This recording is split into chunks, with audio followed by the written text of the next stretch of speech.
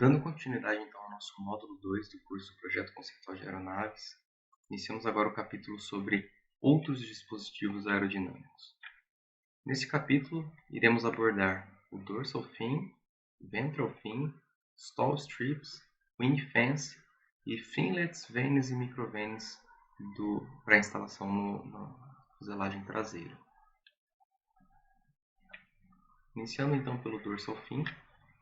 O que é o dorsal fin? O dorsal fin é essa extensão na base da empennagem vertical, em geral bastante enflechada e fina, e podendo ser apenas uma placa fina ou uma superfície integrada à empennagem vertical, em geral com um raio de bordo de ataque fino, né? E qual que é o propósito dele, né? Então, essa superfície aqui, ela, por ser fina, né, ela produz, então, um vórtice, né, que reenergiza essa região aqui da empennagem em altos ângulos de derrapagem, né? E, além disso, ela também tem um efeito secundário aqui a gente pode enxergar a superfície toda resultante como sendo dois painéis, né? Um painel superior aqui de maior alongamento e um painel inferior, uma superfície de menor alongamento, né? Então a gente sabe que a curva CL-alfa da superfície, né? E aqui o ângulo de interesse é o beta, né? Então a curva CL-alfa dessa superfície aqui, ela tende a ser mais ou menos inclinada dependendo do alongamento. Então, na prática, a superfície superior, conforme ilustrado aqui pela figura do Gudmundsson, essa superfície superior tende a estolar para valores de beta pequenos, né, ou menores. Já a região inferior aqui, ela tende a preservar sua autoridade, né, por mais tempo, né? E tanto por conta desse efeito de alongamento menor, quanto pela formação dos vórtices aqui originados no dorsal fin. E conforme ilustrado aqui na figura do Whitford, né, a gente consegue ver então a curva de Cn por beta da superfície, a curva cheia sendo a empennagem vertical sozinha, né, e a curva tracejada com a instalação do fin, né. Então, a gente consegue ver aqui que ela posterga o stall da superfície e, portanto, preservando sua autoridade para valores maiores de beta.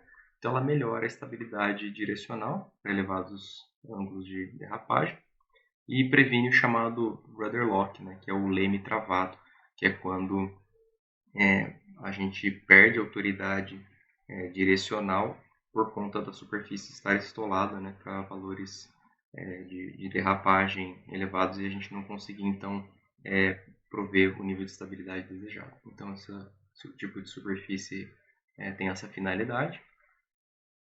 Aqui eu trago algumas fotos de aeronaves reais que fazem uso desse tipo de dispositivo. Então, a gente tem aqui o Embraer 190, o Boeing 737-800, o Saab 2000, o King Air 350 e o Phenom 100. Todos eles empregam esse tipo de dispositivo.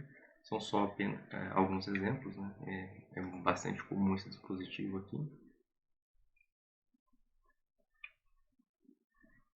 Passando agora então para o ventral fin. Então, o que é o ventral fin? O ventral fin são esses strakes posicionados aqui na parte inferior traseira da fuselagem, né? Ele pode ter duas finalidades. Ele pode servir para estabilidade laterodirecional e amortecimento do modo de Dutch roll, ou ele pode servir para melhorar a característica de stall e prevenir o deep stall. Vamos falar então agora sobre esses dois tipos de aplicação e quais são as características do ventral fin para cada uma delas. Então, o ventral fin, aqui ilustrado nessa figura aqui do Gudmundsson, ele tem essa instalação aqui mais vertical, né?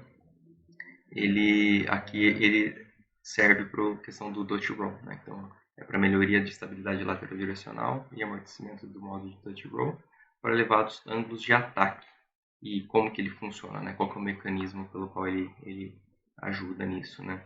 Esse ventral fin, quando a gente está em ângulos de ataque elevados, ele está enxergando um escoamento mais limpo, né, do que a empennagem vertical nessas condições. Então, em alto ângulo de ataque, a empennagem vertical começa a ficar sujeita a um escoamento menos limpo, ao passo que aqui ele está em um escoamento livre bom, né? Então, Então, ele acaba ajudando, né, preservando essa propriedade aí. Um outro ponto importante favorável para ele também, né, é que ele também tem uma influência favorável no efeito diétro, favorável no sentido de ser um efeito desestabilizante, né? Então, ele reduz a estabilidade lateral, que em excesso, a gente já mencionou isso anteriormente, né, ela agrava o módulo de Dutch Roll. Então, aqui essas figuras do Whitford servem para ilustrar esse princípio, né? Então, aqui para voo subsônico, a gente tem aqui então um nível de estabilidade direcional e aqui o efeito